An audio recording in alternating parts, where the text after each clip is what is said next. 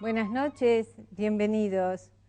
Hoy vamos a hablar sobre el derecho a la intimidad. En este programa vamos a conocer qué es el derecho a la intimidad, cómo se ve afectado por los intensos, inmensos cambios ocurridos en la vida a partir de la globalización, el avance tecnológico, la diversidad de formas de expresión y comunicación y la seguridad de los habitantes.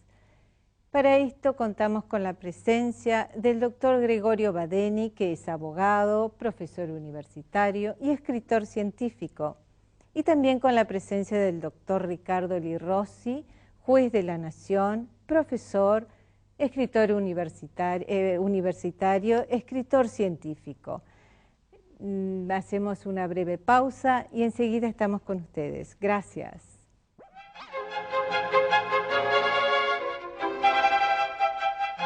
Aquí estamos nuevamente. Buenas noches. ¿Cómo les va? Buenas noches.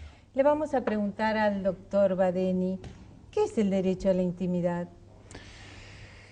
Es uno de los llamados derechos personalísimos, que en realidad resulta un poco difícil de definir porque muchas veces se confunde con el derecho a la vida privada, que es otro derecho también personalísimo. Yo siempre consideré que el derecho a la vida privada importa una relación social, una relación entre dos o más personas que desean mantener en reserva esa relación o el contenido de esa relación. En cambio, el derecho a la intimidad yace a un aspecto individual. Soy yo con mi conciencia, ¿no? No sé si el doctor Lirossi está de acuerdo, pero no hay una definición legal. Puede haber definiciones jurisprudenciales, doctrinarias, ¿no? Ahora, ¿por qué es tan importante, doctor Lirossi, este derecho que está protegido por la Constitución Nacional y el Código Civil?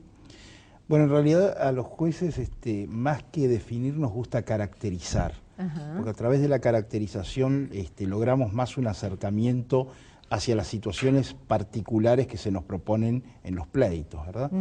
El tema, por cierto, es importante. Hace aproximadamente 10 años atrás, en un congreso internacional muy importante de jueces, se definieron los temas que iban a aterrizar en los despachos de los jueces en los próximos 10 años, los desafíos de la judicatura para los próximos 10 años. Y había situaciones muy interesantes, la eutanasia, el aborto, la patentabilidad o no de las invenciones biotecnológicas, y uno de los temas que había en ese listado era precisamente el tema del derecho a la intimidad. Así que es un tema relevante, es un desafío para los jueces, y no solamente un desafío, digamos, académico, sino un desafío concreto que debemos afrontar en los tribunales. Pero ya que existe un derecho a la intimidad, ¿sí?, ¿cómo podríamos definir qué es lo que se protege cuando se protege el derecho a la intimidad? Lo que se protege básicamente es la privacidad, el derecho que tiene cada uno de nosotros de no difundir, de no dar a conocer ciertos aspectos íntimos, ¿no? Claro. Y el derecho que tenemos a exigir que nadie interfiera en ese ámbito íntimo. Cuando yo estoy en mi casa, ese es un ámbito íntimo y nadie tiene derecho a interferir en mi vida íntima, nadie tiene derecho a incursionar en mi casa por algún medio para saber lo que yo estoy haciendo o dejando de hacer. Eso es intimidad, por ejemplo. Pero como bien dice el doctor Lirossi, quizás conviene ser más pragmático y analizar estos derechos en función de cada caso particular. Claro, pero por ejemplo, en el mundo actual, con la libertad de prensa, ¿puede convivir este derecho a la intimidad? Debe. Debe, pero ¿se puede? O sea, ¿hay conflictos? Claro que sí, la relación tiene cierta tensión, pero cuando uno dice, bueno, que es privado, que está con una privacidad, bueno, uno preguntaría, ¿privado de qué? Y es privado, como decía el doctor Badeni, yo diría, privado de circulación. Es decir, muchas actividades de la vida que nosotros desarrollamos, las hacemos circular entre la gente, entre nuestros colegas, bueno, esto es un ejemplo de eso. Pero hay aspectos de nuestra personalidad y aspectos de nuestras relaciones que los privamos de circulación, por eso es privado. Y eso es una decisión de cada uno que debe ser respetada y que el orden jurídico tiene que tratar de hacer respetar.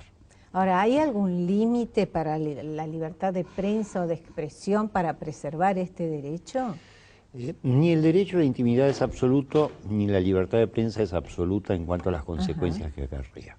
De modo que, como decía bien Ricardo recién, es necesario buscar una suerte de equilibrio. Claro. En ciertos casos, a través del ejercicio de la libertad de prensa, podemos lesionar arbitrariamente el derecho a la privacidad y a la intimidad, pero en algunos casos podremos incursionar dentro de la intimidad o la vida privada ejerciendo la libertad de prensa y sin que eso constituya un acto ilícito. Claro. Y sin que eso constituya un acto ilícito. Sin que se viole el derecho a la intimidad de la persona. No. A lo mejor se viola el derecho a la intimidad, pero esa violación no es un acto ilícito, no es un acto ilícito. ¿Por qué no lo es? Muchas veces, por ejemplo, ocurre con las cámaras ocultas. Sí. Una cámara oculta, puesta en un lugar determinado, que graba la conversación privada de dos personas que están a lo mejor orquestando la comisión de un delito. Esa relación entre esas dos personas es privada, claro. Es una relación privada. Pero interferir en esa relación, en ese caso concreto, no constituye un acto ilícito porque hay un interés de la sociedad que está por encima de los intereses particulares de quienes están en esa relación privada. Ahí no habría una subordinación de la libertad de prensa al derecho a la intimidad. Distinto sería si se pone una cámara oculta en una habitación con dos personas que no están cometiendo un delito. Entonces ahí sí sería ilícito. Sería ilícito si se difunde, ¿no? Si se difunde, claro. Sí, claro. Por supuesto que sí. Y el solo hecho de poner la cámara, aunque no se difunda, ¿no es ilícito? Depende de las circunstancias. Puede ser que sí, puede ser que no. Depende de las circunstancias, ¿no? Doctor, ¿usted qué opina de la censura previa para preservar este derecho a la intimidad? Así como los derechos de la Constitución son relativos, sí. La Constitución también tiene prohibiciones y las prohibiciones son absolutas. Es decir, cuando la Constitución prohíbe la pena de muerte por las ideas políticas, lo prohíbe absolutamente. Cuando la Constitución prohíbe la censura previa, lo prohíbe absolutamente. No se puede practicar censura previa. Y esto está dirigido a los tres ramas del gobierno.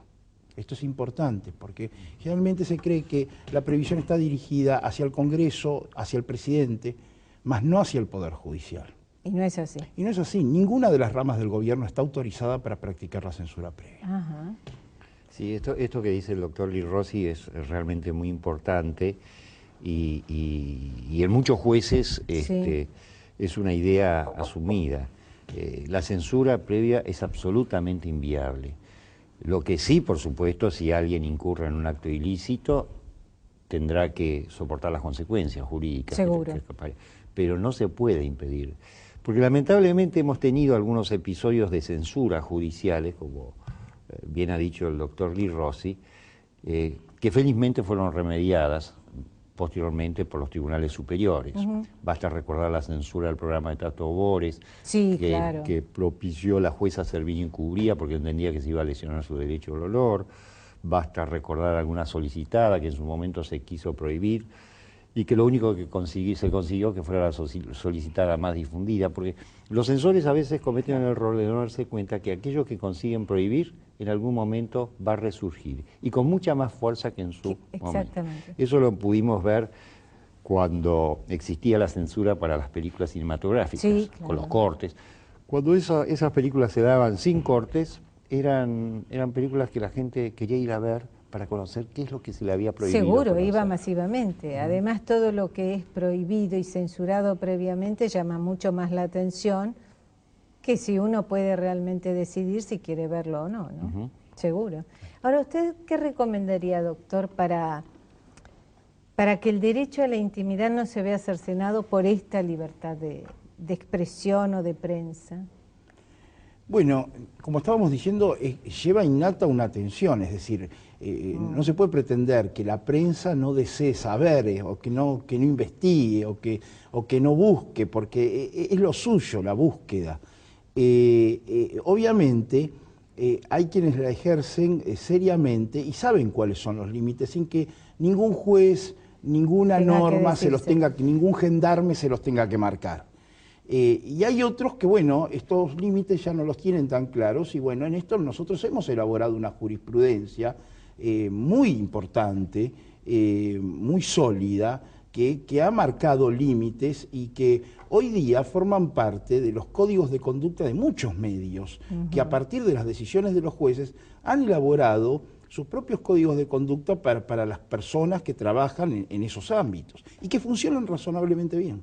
Yo creo, no sé, es una opinión personal mía, ¿no?, que hay personas que son transgresoras por naturaleza y en aras de defender su profesión de periodismo, que para eso justamente están para averiguar e investigar, se extralimitan y violan la intimidad, el derecho a intimidad de cierta gente, ¿no?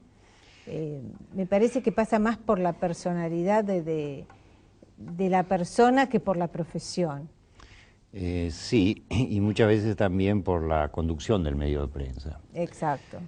Como decía Ricardo Lee Rossi, hay algunos medios de prensa que tienen reglas éticas periodísticas muy estrictas y que los periodistas procuran adecuarse a ellas. Otros lamentablemente no, por ejemplo los programas televisivos sensacionalistas. Bueno, el sensacionalismo precisamente consiste en invadir la vida privada de los demás y darla a conocer. Pero hay dos puntos que son importantes tener en cuenta.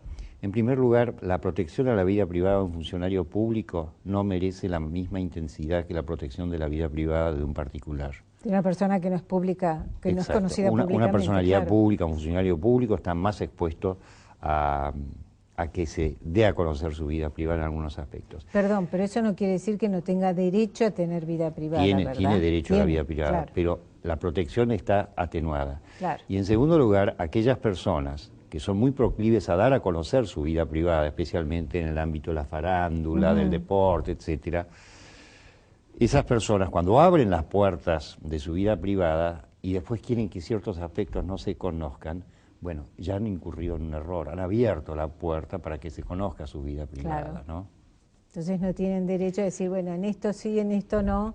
Y en algunos casos puede ser que sí, pero también la tutela de su privacidad queda reducida. Porque de la propia persona la ha descuidado. Exacto. Le voy a hacer una pregunta, doctor. ¿Hay alguna forma de prevenir la violación al derecho de intimidad? No. No hay. No la hay, no la podría haber en un sistema democrático como el nuestro. Claro. Pero como no la hay en la mayoría de las conductas que nosotros seguimos en la alteridad, en la relación con el otro. Claro. Es decir, cualquier tipo de relación que nosotros entablamos tiene límites que mayormente están impuestos por cada uno de nosotros. El rol que juega la educación en esto es muy importante. Es sumamente, en esto como en tantos otros temas, la formación, la educación, esto que están haciendo ustedes en estos momentos, es muy importante porque hace a que la población, el pueblo en general, pueda conocer cómo funciona el sistema jurídico. Y esto es un punto central en una república. A que la gente también sepa que tiene derechos, que tiene obligaciones. Efectivamente. ¿Cuáles son, no? Y en el caso de la intimidad, bueno, podríamos decir que la fórmula sería que todos tienen intimidad, pero no todos en la misma intensidad. Yo recuerdo el caso de algún funcionario público que hace unos cuantos años atrás se violentó porque se le pretendía conocer cuáles eran sus ingresos y cómo estaba conformado su patrimonio, cuando en realidad es un deber ético de los funcionarios públicos rendir cuentas del patrimonio que uno tiene, de la evolución patrimonial que uno tiene y del dinero que uno percibe porque lo pagan las arcas del Estado. Por supuesto. Entonces, lo que no es exigible, por ejemplo, al director de una sociedad anónima, salvo por sus accionistas en una asamblea, sí es exigible, en cambio, si se trata de un ministro, un juez o un legislador. Por sus accionistas, que son los ciudadanos, los accionistas de la República. El derecho. Tal cual. Les pido disculpas, pero tenemos que ir a un corte. Enseguida vamos a volver. Por cualquier duda, consulta, inquietud, sugerencia, pueden dirigirse a través de nuestra dirección de mail, info@justiniano.com, o visitar nuestro sitio web www.justiniano.com, o llamar al teléfono 4394-0000. Hacemos una brevísima pausa y enseguida retornamos. Gracias.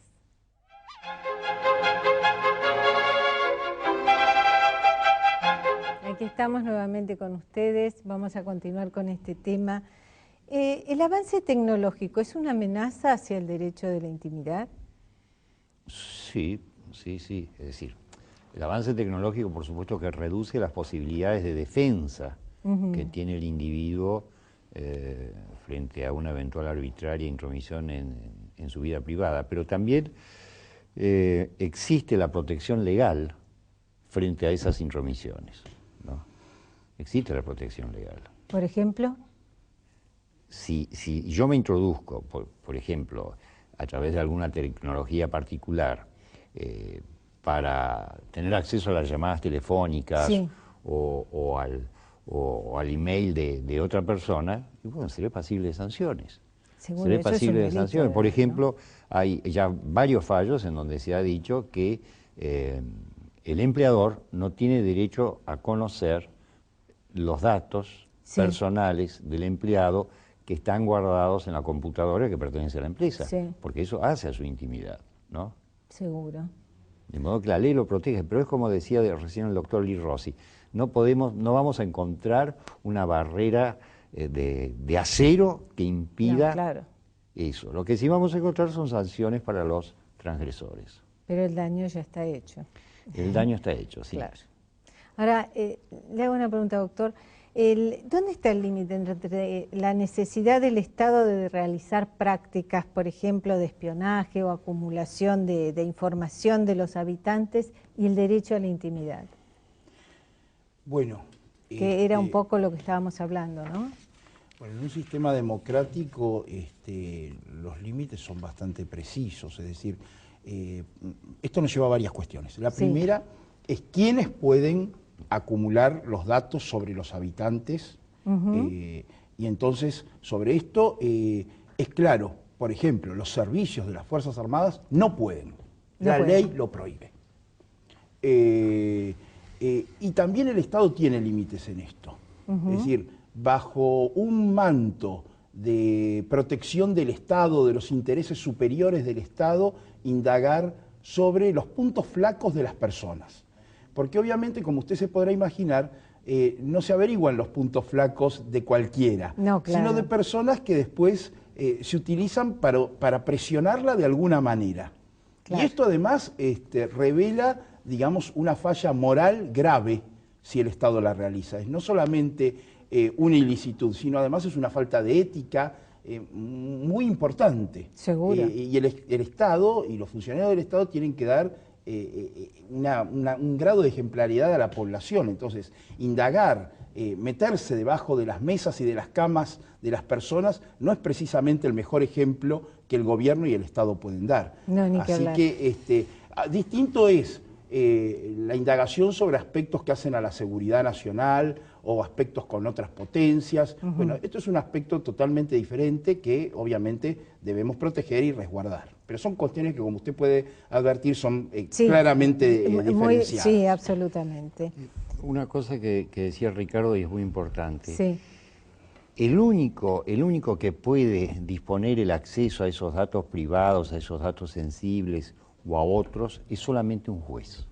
Ajá. Es decir, si el gobierno quiere acceder a esos datos, se lo tiene que requerir a un juez dentro del marco de una causa judicial y explicitando razones aceptables, ¿no? Así es como, por ejemplo, se puede interferir las comunicaciones telefónicas. No puede hacerlo por sí solo. Solamente por orden de juez.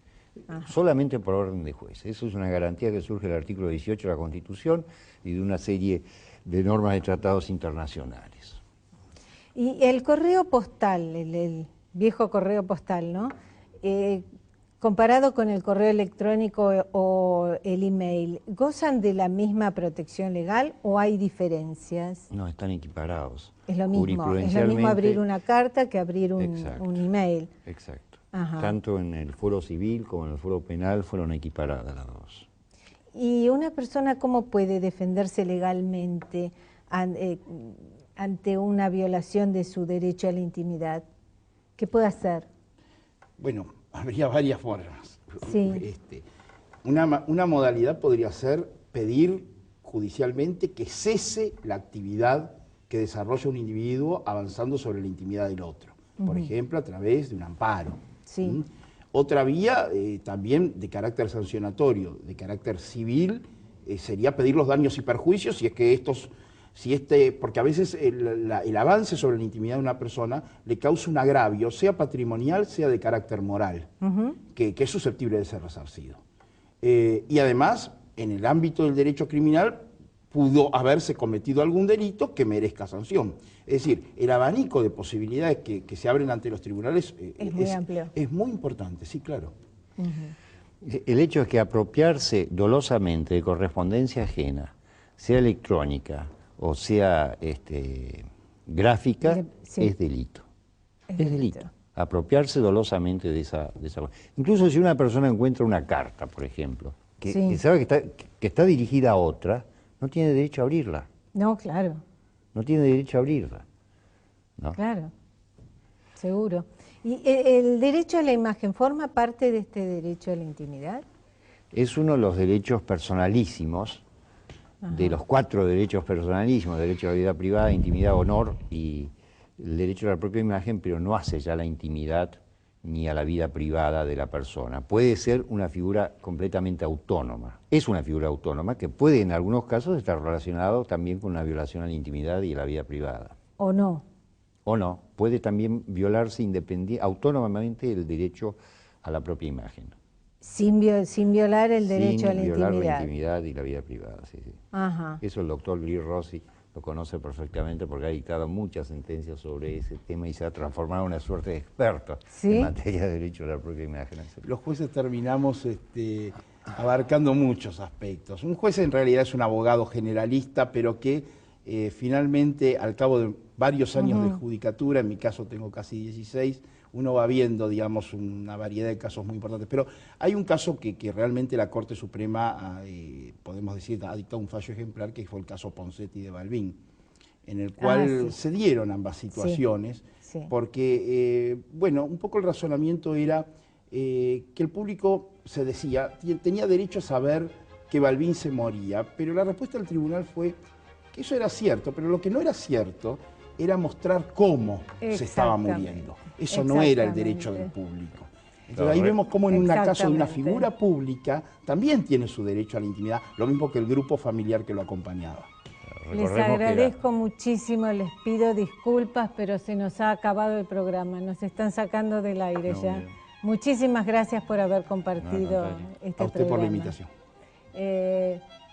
Nos vemos la semana entrante, si Dios quiere, y les recuerdo comunicarse a través de nuestro mail, info@justiniano.com, o a través del sitio www.justiniano.com, o si no, por teléfono al 43940000. Gracias por habernos acompañado. Buenas noches.